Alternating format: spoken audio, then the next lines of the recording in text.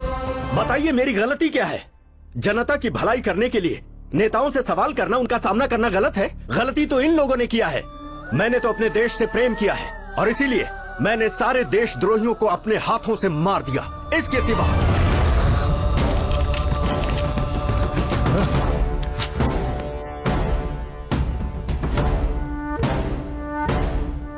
एक माँ और मासूम बच्चे को मारने वाला ये परिवार कल्याण मंत्रालय में मंत्री पद पर है, तो ये हम सब के लिए दुर्भाग्य है।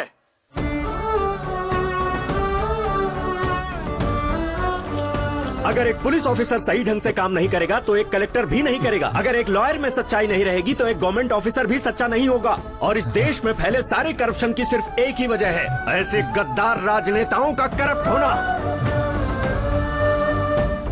पेपर खरीद लिए जाते हैं, चैनल खरीद लिए जाते हैं, क्या सच है और क्या झूठ इसका पता देश की जनता को चलता ही नहीं है। भारत माता अपनी भलाई के लिए 5 साल में एक बार सबको मौका देती है। वो क्या है पता है? इलेक्शंस। लेकिन वो मौका भी व्यापार बन गया है, लाखों करोड़ों रुपए का व्यापार।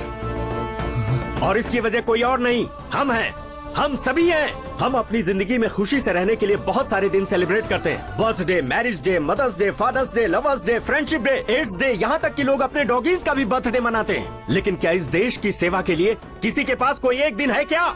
नहीं है। क्यों? क्यों नहीं है?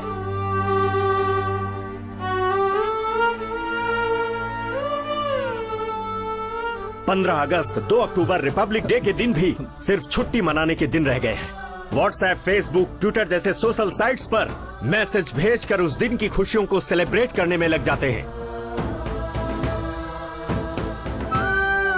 नहीं, आगे से ऐसा मत करो। देश की सेवा के लिए कम से कम एक दिन निकालो जिसे क्वेश्चनिंग डे का नाम दो। और जिस दिन ऐसा हो जाएगा जब हम मीडिया से, नेताओं से, सिस्टम से सवाल पूछेंगे तो ये देश मजबूत होगा, हम सब मजबूत होंगे। अरे कब तक बेचते रहोगे? धर्म के लिए, पद के लिए, पॉलिसी के लिए, साड़ी के लिए, नोट के लिए, बियर और बिरयानी के लिए अपने कीमती वोट को। ये धंधा बंद करो।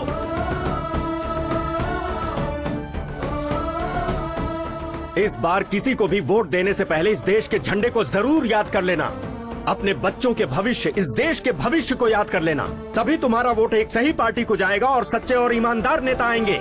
हमारी जिंदगियां बदलेंगी और ये देश तेजी से तरक्की करेगा। सारे संसार में मेरा भारत महान कहलाएगा।